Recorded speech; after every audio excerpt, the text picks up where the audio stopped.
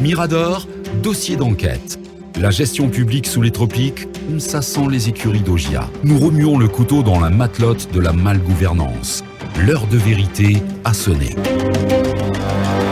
Bien, comme annoncé depuis le début de cette émission, ce lundi 4 avril, sous l'introduction du procureur spécial près la CRIEF, plusieurs anciens membres du gouvernement d'Alpha Condé vont renouer avec la direction des investigations judiciaires de la gendarmerie pour des faits présumés de corruption, de détournement, de blanchiment de capitaux, de vol et de complicité active dans la dilapidation des deniers publics. Et pour cette journée, sont attendus entre autres devant les enquêteurs pour une audition sur le fond avant leur renvoi devant la chambre de l'instruction de la Cour de répression des infractions économiques et financières, entre autres donc l'ancien Premier ministre Dr Ibrahima Kassory Fofana, les anciens ministres Oye Guilavogui, Dr Mohamed Diané ou encore Bantamasso. À présent donc la parole à notre enquêteur en chef, notre limi en chef, Akoumba Diallo. Akoumba, donc c'est une journée qui s'annonce chargée devant la direction des investigations judiciaires de la gendarmerie pour d'anciens hauts commis, d'anciens dignitaires du régime déchu d'Alpha Condé. Oui, Aboubacar, avant de parler de la journée d'aujourd'hui, permettez qu'on fasse un petit contexte, un retour en arrière. C'est que le 17 mars 2022, Monsieur le procureur spécial près la CRIEF a signé un réquisitoire,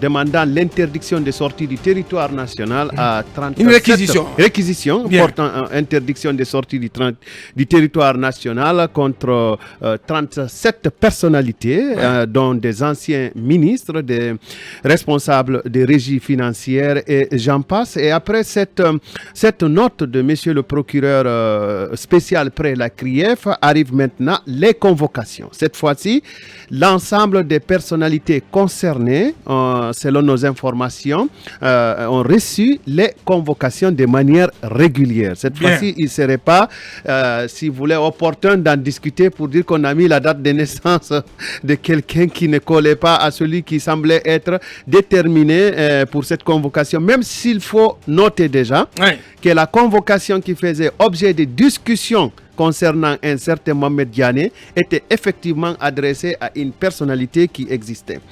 Ceci est une précision, mais tous les anciens ministres ayant reçu leur convocation, mais chaque convocation porte une date spécifique. Pour la journée d'aujourd'hui, la gendarmerie entendra dans un premier temps M. Ibrahima Kassory Fofana, l'ancien Premier ministre d'Alpha Condé, l'ancien Premier ministre du dernier gouvernement d'Alpha Condé et président du RPG, de l'organe exécutif provisoire du RPG Arc-en-Ciel. Il sera entendu par la gendarmerie. On ne sait pas si il sera entendu sur le fond. Sur le fond, on ne sait pas si les résultats de cette audition vont l'amener à être déféré devant la CRIEF. Attendons la fin de la journée. Il y aura aussi, si vous voulez, M. Mohamed Diané, ancien ministre de la Défense, qui sera aussi entendu par la gendarmerie selon nos informations. Il y a ce ministre d'État des Affaires présidentielles. Oui, et il nous a été même confirmé et insisté là-dessus qu'il a parfaitement reçu la convocation en bonne et due forme. On ne sait pas si son audition permettra aux enquêteurs de le déférer courant cette soirée devant la CRIEF, devant la chambre d'instruction de la CRIEF. Et il y aura également M. Oye Guilavogui qui sera entendu. Vous avez déjà énoncé les motifs dans l'introduction, c'est pour ça que je ne reviens pas sur les accusations formulées. Il sera lui aussi entendu. On ne sait pas si le résultat de cette édition, donc les résultats de cette édition permettront de le déférer devant la chambre d'instruction, de l'instruction de la CRIEF. Et puis enfin, pour la journée d'aujourd'hui, il y aura M. Bantamasso. Monsieur Bantamasso aussi sera ancien ministre des Sports. Ancien ministre des Sports sera entendu sur le fond et on ne sait pas si les résultats qui seront obtenus permettront de déférer Monsieur Bantamasso devant la chambre de l'instruction l'instruction de la CRIEF. Donc pour la journée d'aujourd'hui sur laquelle nous allons nous concentrer et demander à toutes nos équipes d'ouvrir grandement les oreilles et les yeux vers la CRIEF pour savoir quels sont ceux qui seront probablement déférés ou quels sont ceux qui seront retenus au niveau de la gendarmerie ou quels sont ceux qui sortiront libres de leur mouvement. Ça serait important de surveiller cette journée d'aujourd'hui. Ce qui est clair, c'est sur quoi nos sources ont insisté, c'est que l'ensemble de ces personnalités concernées-là ont effectivement reçu leur convocation de manière régulière. Alors pour cette semaine, il se pourrait que les concernés pour la semaine soient entre autres Monsieur le Premier ministre Ibrahima Kassori Fofana, Monsieur Sanoussi Bantamasso, Monsieur Mohamed Diané, Monsieur Bourema Kondé, Monsieur Damantan Kamara, Monsieur Mamadi Kamara, Monsieur Oye Gilavogui, Monsieur Ibrahima Kourma, Monsieur Ibrahima Khalil Kaba, et peut-être mon grand-père Diakaria Koulibaly, Tibou Kamara, Rémi Lama. Il semble qu'ils auront tous affaire cette semaine avec la direction des investigations de la gendarmerie. Mais est-ce qu'il y a un lien ils sont entendus pour des faits présumés, il faut le rappeler, de corruption, de détournement, de blanchiment de capitaux, de vol et de complicité active dans la dilapidation des deniers publics. C'est effectif. Est-ce qu'il y a un lien avec les dernières activités politiques au niveau du RPG à Cancel? Est-ce que ça a dû provoquer, comme on dit, l'ire des nouvelles autorités? Rappelez-vous qu'ils étaient déjà convoqués avant que M. Kassori Fofana ne prenne la tête de l'organe exécutif provisoire du RPG Arc-en-Ciel. Donc ça veut dire que la question ne se pose pas. Oui. Bien. Mohamed Kaba, voilà, sur ces auditions qui sont attendues aujourd'hui devant la chambre plutôt devant la direction centrale des investigations de la gendarmerie, avant éventuellement un renvoi de ces messieurs, de leur dossier devant la chambre de l'instruction de la CRIEF. Ah bien, attendons de voir ce qui va se passer aujourd'hui au sein de cette direction centrale des investigations judiciaires et la suite à donner par la CRIEF. Moi, je pense que ils vont pour défendre des dossiers. Lorsque vous avez géré, vous devez en principe répondre à certaines questions. Répondre de votre gestion. De votre gestion. Ce n'est pas votre personne qui est vue, mais c'est la gestion. Donc je crois que chacun va essayer de prendre de la hauteur et une grandeur d'esprit pour aller vraiment répondre aux questions des enquêteurs. Il n'y a pas péril à la demeure. Moi, je ne vois pas un aspect politique ou un acharnement désormais. Je pense qu'ils doivent répondre, c'est tout à fait normal. Et ceux qui s'en sortiront... Mais ça sent le roussi pour ces anciens dignitaires. Russie, il y a une certaine opinion qui veut les voir aujourd'hui à la maison centrale, et ce qui est très très déplorable. Moi je ne veux pas cet oiseau de mauvaise augure. Ils ont été les gestionnaires publics pendant 10 ans. Ils n'ont pas fait que du mal pour ce pays. Il y a eu des acquis, même si aujourd'hui il y a certains qui veulent couper leur tête, mais je pense qu'ils ne méritent pas cela. Ça me fait ça me fait mal d'entendre qu'ils passent régulièrement à la CREF ou à la gendarmerie nationale. Parce que d'aucuns on laisse leur boulot à l'étranger pour venir servir la Guinée. D'aucuns ont fait seulement 6 mois, 1 an comme ministre. Il y a ces ministres comme ça, Madame Daffé par exemple a fait qu'une année. Et Sona Konaté a fait que 6 mois, au moins une année. Mais vraiment, est-ce qu'on peut dire qu'ils doivent répondre? On peut tout gâter en 6 mois. Non, est-ce qu'on doit dire qu'ils doivent répondre des gestions de 2011 jusqu'à 2015? Non, vous avez bien dit, Mohamed. Vous n'allez pas vous contredire. Vous n'allez pas vous contredire ce matin. Vous avez bien dit que voilà, ils sont appelés pour défendre, pour être questionnés sur leur gestion. Alors si vous avez une gestion de 6 mois, je ne vois pas comment on va vous poser des questions sur une gestion qui n'a pas été la vôtre, Mohamed. Soyons conséquents. Aux yeux de l'opinion, ils sont déjà coupables. Je vous dis que le nouveau principe en Guinée, c'est la présomption de culpabilité et non la présomption d'innocence. Non, je vous dis clairement. Bien. Parce qu'aujourd'hui, on ne voit pas le bagou ou le background de ces cadres. On voit seulement le sigle RPG parce qu'ils ont géré. Et derrière, on voit l'homme Alpha Condé. Et pour ceux qui n'ont pas aimé Alpha Condé, ils ne peuvent jamais aimer les ministres Alpha Condé. C'est ça la réalité, malheureusement. Dommage. Merci, aujourd'hui, messieurs les ministres, tenez bon, vous avez été les gestionnaires de la République. La prison, c'est l'exception. Mais aujourd'hui, on veut instaurer la prison comme la règle et comme le principe. Bien. Et quand on à la CRIEF. Bien. Non, je pense que la CRIEF n'est pas l'organe que M. Mohamed Kaba est en train de décrire. Sinon, qui ne connaît pas que M. Tibou Kabara a été le collaborateur privilégié de M. Alpha Condé, conseiller spécial, ministre de la République. Mais il est allé combien de fois devant la gendarmerie et la CRIEF? Est-ce qu'il est en prison? Non. Voilà. pourquoi Ismaël est parti? Donc tous ceux qui sont convoqués, M. Ismaël était l'ordonnateur des ressources il a des problèmes de santé aussi. Non, l'ordonnateur des ressources ou l'ordonnateur principal, je n'en sais rien, mais il est un des ordonnateurs de la République en termes de ressources. Non, mais c'est le ministre des Finances C'est ça qui est que j'ai l'ordonnateur. dit. Il y a deux ordonnateurs. Hein. Il y a l'ordonnateur principal et l'ordonnateur de ressources. Je me plante un peu peut-être, mais Bien. les deux sont concernés. Très bien. Alors, ce que j'étais en C'est train pourquoi de Mamadi dire... Camara aussi, l'ancien ministre des Finances, Oui, c'est ce que j'étais en train de dire. est concerné par ces auditions. Oui, si la CRIEF était faite uniquement pour amener les gens en cellule, Tibou Camara ne serait pas en train de se promener. Mais de toutes les façons, la CRIEF travaille sur la base du droit. Bien. Oui, mais... Allez-y, Djami. Sauf qu'elle est biaisée par moment. Bien, allez-y, Djami. Ouais, depuis que moi j'ai vu que des matelas sont achetés pour envoyer à la maison centrale, je me dis non, que ça serait présomption de culpabilité. une assimilation. Ah, vous avez vu des matelas? Des matelas sont achetés en grand nombre pour la maison centrale. Hein? C'est pour vous dire, Des matelas de quelle nous allons marque? recevoir matelas de luxe, nous peut-être. allons recevoir des nouveaux colis. Des matelas ça bouse. Non, Mais de toute façon, Ouais, peut-être des matelas, ça de bouge. toute façon, c'est lui qui nous répétait de Et faire, de de faire quel confiance format? à la justice. Mamadou Kara. format une place, comme les lits d'hôpital. Ça veut dire qu'ils vont recevoir des nouveaux colis. Bien.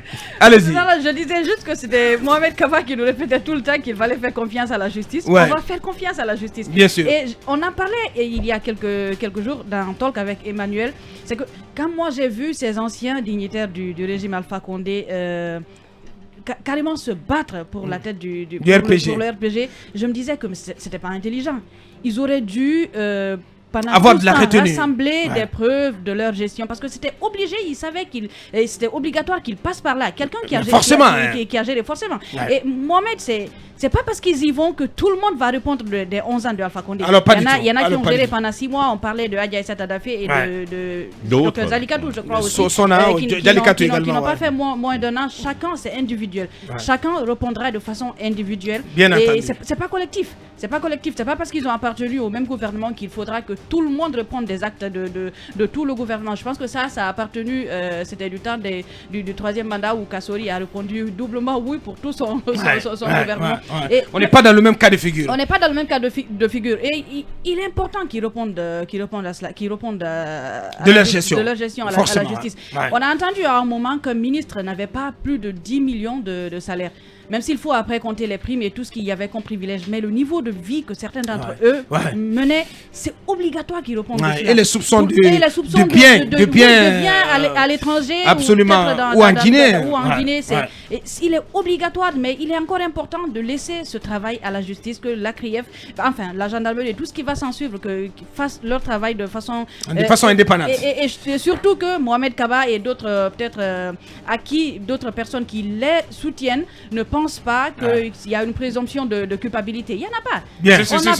Mohamed, Bien. non, on apprend qu'il y a une présomption d'innocence. Bien. Et jusqu'à preuve du contraire, on va s'en tenir à cela et attendre que les choses fonctionnent normalement. Bien, attendons de voir ce qu'il en sera. Allez-y, Talib Bari. Vous savez, ces affaires-là doivent nous amener quand même à avoir une position républicaine, une position qui défend seulement et seulement La République, les intérêts du pays. Et vous imaginez ces juges, ces magistrats, le procureur spécial et tous les autres. Chaque poursuite, derrière chaque poursuite, se cache un risque d'échec. Ouais. Parce que le procureur ne peut pas, par simple plaisir, poursuivre. C'est lui qui a des éléments à charge, qui estime que Paul ou Pierre doit être traduit devant donc la CRIEF, jugé, et si sa culpabilité est établie, condamné. Ça veut dire que c'est le procureur lui-même joue sa crédibilité dans ses poursuites. C'est-à-dire que s'il trimballe 10 cadres, et finalement, après tant d'efforts, tant de débats, un seul est condamné ou 2 sur les 10, c'est que ce n'est pas un bon procureur. C'est que c'est un procureur, disons, qui poursuit pour le plaisir de poursuivre. Donc ça veut dire que, si, comme Akomba l'a rappelé, c'est le 17, donc il y a eu cette réquisition d'interdiction de sortie du territoire, mais avant, les mêmes Kassori et autres avaient déjà pu être auditionnés au niveau de la gendarmerie. Ça veut dire que il y a de la suite dans la démarche de la CRIEF. Ils n'y vont pas justement à tue-tête parce que un bon avocat viendrait démonter l'accusation du procureur devant la cour si jamais il y avait des procès au sujet de ces personnes-là. Ouais. Donc c'est dire que la CRIEF elle-même joue sa crédibilité. Tout à On fait. a vu ici comment les avocats de Dioma ont pu justement obtenir la condamnation de la démarche du procureur général, justement qui n'a pas respecté le principe de présomption d'innocence et qui a divulgué des informations secrètes au sujet de Dioma. Ouais. Ça veut dire qu'aujourd'hui, ça ne peut pas se passer à la hussarde. Ouais. On n'est plus en ces temps où la justice peut être menée par le bout du nez et prendre des décisions comme ça et de façon péremptoire, Alors, c'est sans pas. tenir compte. Ouais, cette époque, elle est révolue. Parce que dans les affaires économiques et financières, ce sont les pièces justificatives qui marquent. Il faut des preuves matérielles qui prouvent que monsieur tel a fait ci, monsieur tel a fait un tel autre. Oui, mais en l'espèce, Talibé, parce qu'il faut quand même préciser cela, sauf si je m'abuse, en l'espèce, c'est la preuve incombe à l'accusé, pas à l'accusateur. Il y a des faits pour lesquels l'accusé doit apporter des preuves. Quand vous êtes poursuivi, attention, Non. la CENTIF ne poursuit pas. Ouais, Attention, mais la de la preuve. Non, la CENTIF ne poursuit pas. Oui, elle ne poursuit pas, je sais. Quand vous êtes poursuivi pour enrichissement illicite, vous devez expliquer Vous devez prouver. comment vous vous êtes enrichi. Bien sûr. Donc il y a des faits pour lesquels, justement, les personnes concernées doivent se défendre et apporter des preuves, justifier comment ils ont eu autant d'argent, autant de villas et autant de ceci ou de Oui, cela. Nathalie, mais Donc, si ces personnes ont été entendues dans le fond. oui, Mais c'est ça qui va se passer aujourd'hui. aujourd'hui. On parle d'une audition. Suleiman Traoré n'a pas été entendu sur le fond. Non, attendez. Nous n'a pas entendu sur Mais le fond. Evelyne Massaré, ils sont en prison Non, aujourd'hui. attention. Non, c'est la même chose. Oui, je t'explique. Voilà. Au niveau de la direction des investigations, ils seront entendus sur le fond. Mais, pour autant, ils devront également être entendus par la chambre de l'instruction, qui va leur donner la possibilité de se défendre à nouveau devant un pool de juges. Et si jamais ils étaient inculpés, ils ne sont pas d'accord, il y a la chambre de recours. Effectivement. Également, où ils peuvent justement aller se défendre et attaquer la décision de leur inculpation. Ouais. Donc laissons la justice faire son travail. On ne doit, aucun innocent ne doit être condamné au terme de cette procédure. Mais les coupables aussi doivent être connus, quitte à Ils doivent savoir répondre. quel est le traitement Doivent répondre de leur leurs actes. Bien, allez-y, Mamadouri. Et tout gestionnaire public doit rendre compte de sa gestion. Forcément. D'où la culture de la redevabilité en démocratie et en bonne gouvernance. Maintenant, ce qui est positivement remarquable à la suite de ce que Akumba vient de dire, c'est que désormais, l'on respecte les procédures, parce qu'on l'a toujours dénoncé ici, c'est qu'il ne faut pas aller tomber à bras raccourcis sur des gens un bon matin et les envoyer mani militari à la gendarmerie ou à la CRIEF.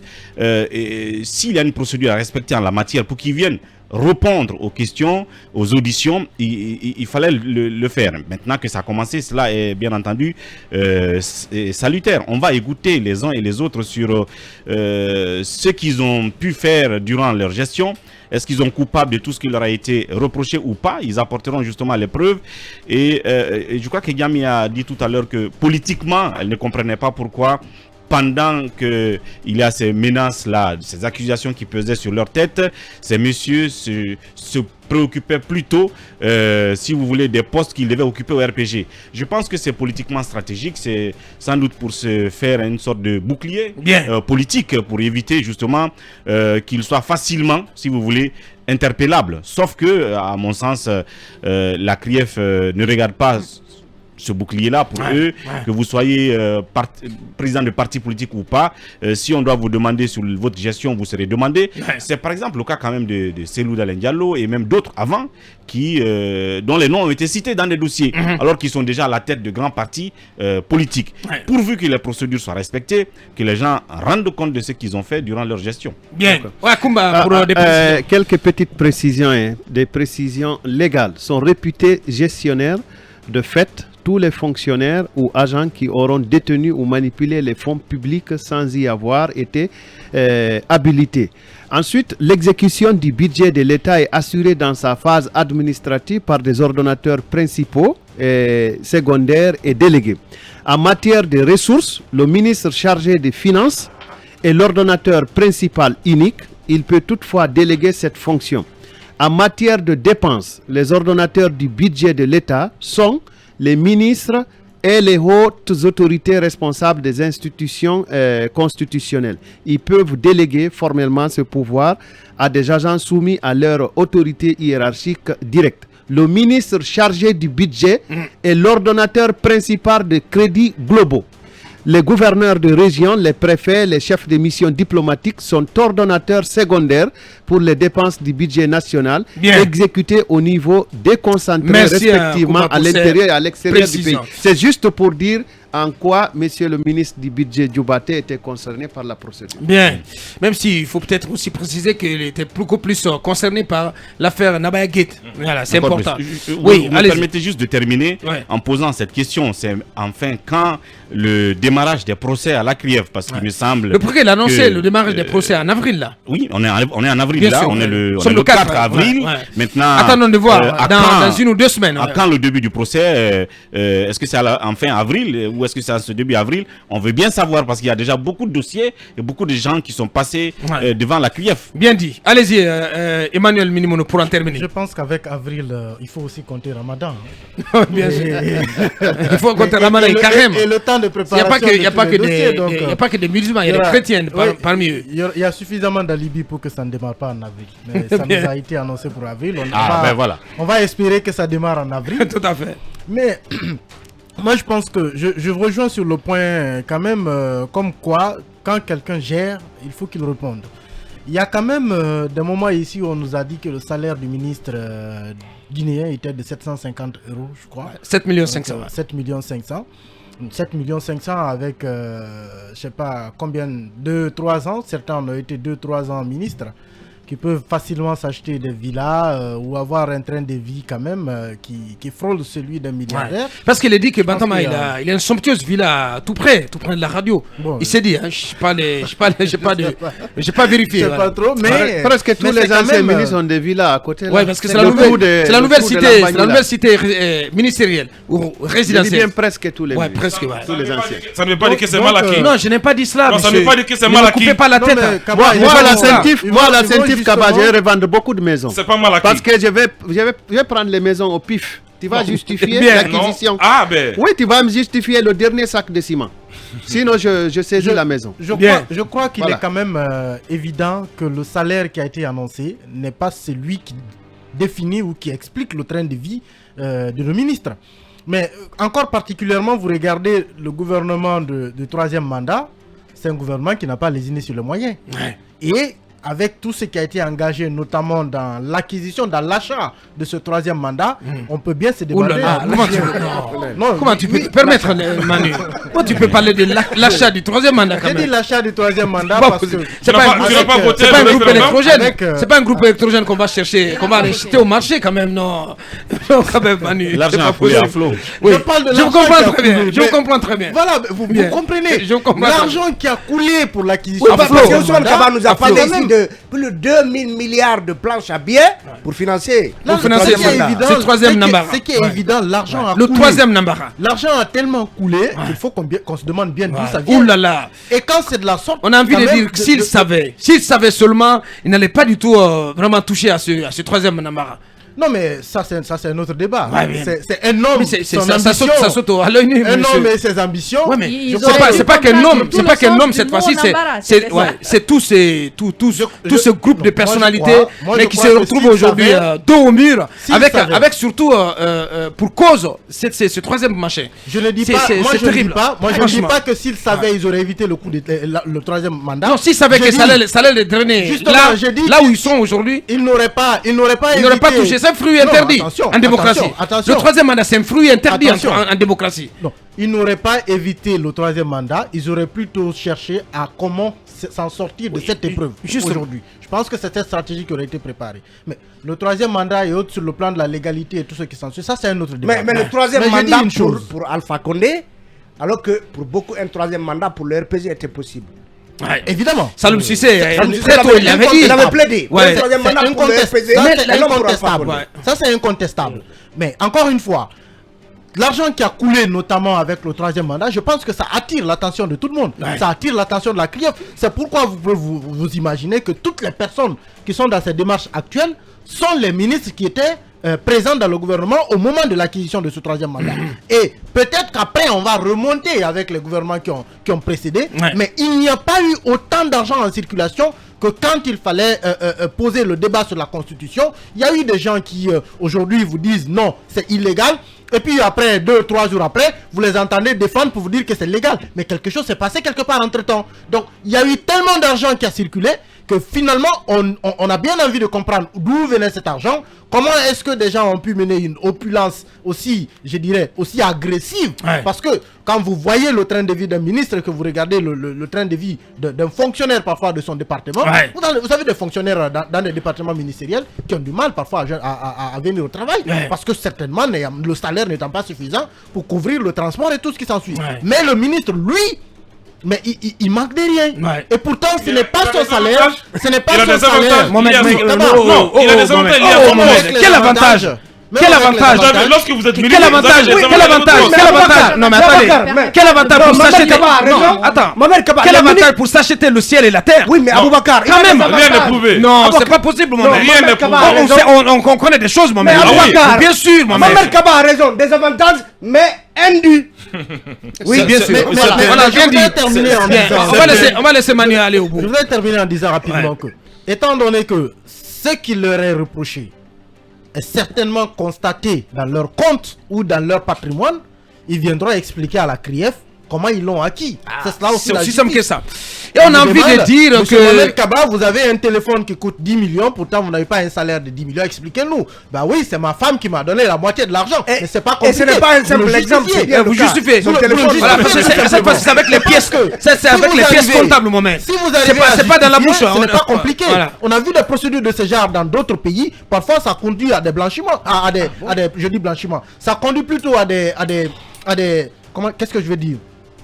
Les gens ont été tout simplement innocentés à la fin des procédures parce qu'ils ont pu justifier ce qu'on leur reprochait. Donc ce n'est pas une justice que moi je vois forcément comme une sorte de cabale. Les gens viendront expliquer. Quand vous êtes convaincant sur votre patrimoine, sur ce que vous avez, ce n'est pas compliqué, mais vous sortez blanche, vous sortez complètement innocenté et vous vous relancez complètement. C'est aussi simple que ça. C'est aussi l'avantage de la justice. Elle permet non seulement de trier entre les coupables et les non coupables, mais elle permet aussi à tous ceux-là aujourd'hui dont l'image est traînée dans la boue de s'en sortir à la fin de cette procédure. Certainement ragaillardi et relancé complètement parce que la justice aura définitivement prouvé qu'ils sont innocents. Ceux-là qui ont volé. Et on a envie de dire ce matin, Mamadouri, que enfin la CRIEF sort de son sommeil.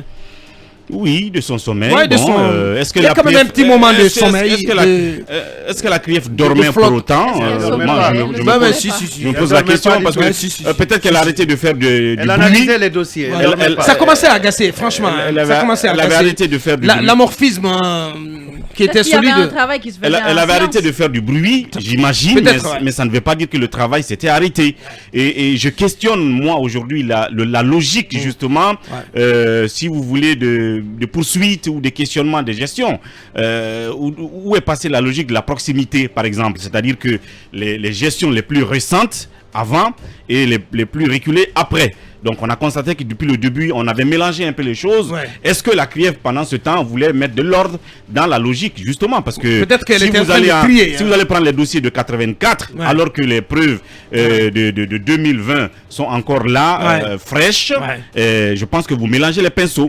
Peut-être que c'est pour cela que tout un gouvernement pratiquement là est invité à venir s'expliquer. Et puis on va reléguer un peu au second plan les gestions passées et un peu plus éloignées dans le temps. Bien dit. Mais moi, je crois que les dossiers de 84 dont Ouri parle, si peut-être la CRIEF s'y est intéressée, c'est parce que c'est des dossiers qui étaient déjà bouclés. Il y a eu des audits, c'était là, il suffisait juste que la justice déclenche une procédure. Ça n'a pas été fait, donc je pense que c'est plus facile encore de les réchauffer. Oui, mais c'est ce qui est important, c'est de faire focus sur la dernière gestion, la gestion de 2010 à 2021. C'est important. Ainsi de suite. Parce que les preuves sont fraîches, comme il le dit. Absolument. Et en parlant de privilèges. N'en déplaise. Et en parlant de privilèges. En parlant de privilèges, là où je suis plus ou moins d'accord avec Mohamed Kaba, c'est que on peut se tromper sur le compte de certains. C'est-à-dire que quelqu'un a 2 voitures, il a une villa, et puis voilà, c'est lié au privilège de sa fonction. Parce que, attention, si Akumba est nommé dans une commission donnée ou dans une fonction donnée. Attention. Non, c'est un exemple. C'est un exemple. C'est un bon exemple. Attention. Non, il y a des privilèges. Faut pas amener Akumba devant la CRIEF. Akumba, c'est quelqu'un qui sait. C'est quelqu'un qui. Parce qu'il est déjà nommé à la commission des mines. Non, il peut être tranquille. On était à l'ITIE. Vous savez, on avait combien pendant 15 ans? Non. 300 000 à 400 000 francs guinéens. Non, c'est un exemple. Oui. Mais Sérieux, tu peux vérifier les Akumba peut bien gérer ces 300 000 là de sorte à ne pas les toucher durant toutes ces années où il a travaillé. J'espère qu'Akumba va se caresser bien. En commençant son boulot. Je suis dans un organe consultatif. Il y a des postes qui ont des privilèges. Il y a par exemple des ministres, parce qu'il y a des postes politiques. Chez les Arabes, par exemple, quand vous partez chez eux en tant que ministre, votre homologue peut vous donner banalement $100 000, $200 000. C'est pour vous. Oui, mais il vous donne la preuve. Il vous donne la preuve. Non, justement, c'est ce que j'ai dit. Maintenant, peut-être que ces messieurs, ces genres de dons ou de, si vous voulez... Même ça, c'est réglementé. Si vous voulez, de biens qu'ils ont pu avoir par le fait de leur privilège, par le fait de leur fonction, donc des privilèges de leur fonction, et le plus souvent, ils pourront peut-être en échange de quelque chose. Ils pourront peut-être les défendre pour dire voilà, c'est dans telle circonstance qu'on m'a donné tel montant et je l'ai utilisé pour faire telle autre chose. Bien. Ce qui est sûr, il ne faut pas se tromper sur le compte de tout le monde. Merci. Non, je veux juste apporter une précision. Enfin, on avait besoin d'une CRIEF vigoureuse qui sort ses griffes. C'est important, n'en déplaise, c'est important. Autrement, le coup d'État, mais comme l'a dit Kounono sur ce plateau, le coup d'État n'aurait aucun sens. C'est même assimilable à une sorte d'arnaque, Mohamed. Bien entendu. C'est ce que j'ai envie de dire. Bien sûr, oui. Aliouba. Ouais, Aliouba plutôt. Kounono l'avait dit également. Ce que j'ai envie de dire, que cette direction centrale des investigations judiciaires et la CRIEF gère l'affaire Kassori avec méthode, avec tact et avec intelligence. Kassori aujourd'hui est un homme très populaire. Il est président d'un parti politique. Mais qu'est-ce que tu racontes, ce que j'ai envie de dire. Qu'est-ce que tu racontes? De la même manière que vous avez... Mais en quoi c'est un homme populaire? Je vais vous dire que la CRIEF, c'est-à-dire s'en prendre à Kassori, c'est comme si vous... C'est comme s'en prendre aussi à Cellou Dalein Diallo. Donc c'est pour cela qu'on a précipité le braquage. Ce sont des personnes qui sont très très suivies, qui ont une cote de popularité très élevée. Voilà ce que je Donc disais. la gendarmerie et la CRIEF fassent vraiment attention. Mohamed, lorsque vous en prenez à s'il te Kassori... plaît, Mohamed, où est-ce que tu vas chercher ça? Mais où est cette popularité? Non. C'est pas parce qu'on devient du jour au lendemain président d'un conseil exécutif provisoire qu'on devient l'homme le plus populaire au monde. C'est pas du tout vrai. Vous ne le savez pas. C'est archi faux, Mohamed. Non, je sais que je vous dis. C'est pas vrai. C'est comme si vous convoquez Cellou Dalein demain, vous allez voir toute la solidarité. C'est pas pareil, Mohamed. Attention, c'est pas pareil. C'est le même bagou. Non. C'est le même c'est pas pareil. Bien. Peut-être Kassori même est au-delà. Kassori. Cellou Dalein Diallo. Je pense qu'il ne faut pas politiser ce débat. Non, tu es en train de politiser ce débat. Et ça ne passe pas du tout. C'est un conseil. Non, on ne peut pas laisser passer ça. C'est un conseil. Ce qu'il faut dire, on doit rester sur la trajectoire de la justice. Que ce soit Cellou, Kassori ou qui, je ne sais. Respect de la procédure. Que les gens, quand ils sont convoqués, qu'ils partent devant la CRIEF ou devant la direction centrale des investigations judiciaires, mais ça n'a pas besoin de mobilisation de partisans, mais que le dossier soit géré avec beaucoup d'intelligence et de tact. Lorsque vous convoquez une personne qui est si populaire, donc faites non. D'ailleurs, en parlant de Kassori. Et secondo. Ça veut dire que le RPG pourrait se soulever, quoi. Non, pas se soulever. Mais par solidarité. Mais c'est ce que tu veux me dire ce matin. C'est un appel à la rébellion, mon non, monsieur. Mais faites attention. Non, pas c'est ça, non. Je n'ai même pas parlé d'un appel à la solidarité. Non, à la rébellion. Pas à la rébellion. Mais j'ai envie de dire que deux hommes très célèbres, lorsque vous devez les convoquer, il faut réfléchir 10 000 fois. Non, pas que. Et par contre, c'est ministre. Mohamed, donc c'est ministre. Donc vous voulez me dire que c'est pas un état normal, Emmanuel. Comme ça, je vous dis. Ne doit être plus fort qu'un état. Nous sommes pas dans un état normal. Mohamed, je sais bien, j'imagine bien que vous savez qui ils ont en face. Ceux-là que tu appelles des hommes très populaires. Oui. Mais c'est un colonel, mais c'est avec sang-froid. Le colonel, c'est pas la justice. Je sais que la justice, elle est indépendante. Restons dans le cadre de la justice. Kassori a été déposé quand il avait le pouvoir. Non. Aujourd'hui, quelle menace il représente? Quand il avait le pouvoir, il n'a pas représenté de menace. Il a été déposé. Et il a dit qu'il préférait. On lui a appelé au chapiteau. On lui dit dépose ton. Il a dit qu'il préférait l'ordre à la loi. La clé de ta voiture. Ils l'ont fait. Mais ça, c'est normal. Aujourd'hui, tu penses qu'il est au plus menaçant aujourd'hui qu'il ne l'était hier? Moi, écoutez, je n'ai pas dit qu'il est menaçant. Je parle de sa cote de popularité. Mais quel cote de popularité? T'as quel instrument pour mesurer cela, Mohamed? C'est pas l'unanimité, même au sein du RPG. Oui, bien sûr. Quel cote de popularité? Allez-y, Jamy, ça c'est la cuisine interne du RPG. Et je vais terminer par quoi? Qu'est-ce qu'on veut pour notre Guinée, enfin? Certains ministres aujourd'hui ont des contrats à l'international, ils ne peuvent pas se déplacer. Parce que ces passeports sont confisqués. Ils doivent d'abord rendre compte. À quel Le titre? même compte. À quel titre? À titre de consultant. Mais justement, Sérieusement. attendez. Justement, on est en train de les aider là. On les aide pas. Non, mais On Mohamed, ternit tu leur comprends image. pas, On monsieur. vont ternit On est en leur train de les aider, toute en cette tout cas pour histoire ceux et celles d'entre eux qui voilà, vont être innocentés. Mais moi, je vais prendre On le est en cas train de faire la je vais prendre le décantation. cas de Khalil, par exemple. Bien. N'est-ce pas Khalil Kaba. Khalil Kaba, Voilà. parce que... Si à la fin de la procédure il est innocenté, mais bon sang de Dieu, mais il va recouvrer tous ses droits et partir à l'international. Voilà quelqu'un qui n'a pas besoin d'être un parasite de l'administration en fait, c'est-à-dire qu'il faut toujours être dans un gouvernement ou dans une administration pour vivre, c'est-à-dire qu'en dehors d'un gouvernement, il est consultable sur certaines questions et ça lui fait de l'argent. Justement, il y en a avec beaucoup comme lui. Comme lui, évidemment, je prends un exemple. Bien. Je suis d'accord avec lui que ces gens comme ça ont leur passeport bloqué, leur compte bloqué, ils ne peuvent pas travailler, mais cette procédure-là permettra justement Ouais. à De faire le tri. à ceux d'entre eux qui ont ces occasions-là aujourd'hui d'être libres et d'aller à justement. leur consultation. Bien. Il faut le faire vite. Faut pas faire d'amalgame. Et à- Il ne faut pas faire d'amalgame. Là, en 30 secondes, là, je pose là. Puisqu'il parle de consultants, ça laisse penser qu'il y a des ministres qui ont des cabinets de consultation. Si vous ne pouvez pas y aller, votre collaborateur le plus proche peut aller défendre le dossier. Bien dit. Deuxièmement, Aboubacar, Ouais. Emmanuel a soulevé un point très important. Ouais, en 10 secondes, Talibé. Ces ministres dont on dit qu'ils ont des milliards dans leur compte, qui sait, justement, si certains de ceux qui sont convoqués ne sont pas convoqués justement pour justifier Ouais. de la présence de ces milliards dans leur compte Ouais. en tant que ministre prenant à peine 10 ou 15 millions Bien de dit. francs guinéens. Bien. Donc laissons la justice faire son travail. Bien. On n'est contre personne, mais ce pays Ouais. doit se redresser. Comme ce on pays dit, doit se normaliser. l'heure de la décantation a sonné. Et bien entendu, Akoumala, on va revenir dans la troisième partie de cette émission. On est obligé de marquer la pause, de nous arrêter là pour faire face à nos obligations commerciales. On revient dans quelques minutes pour poursuivre Mirador.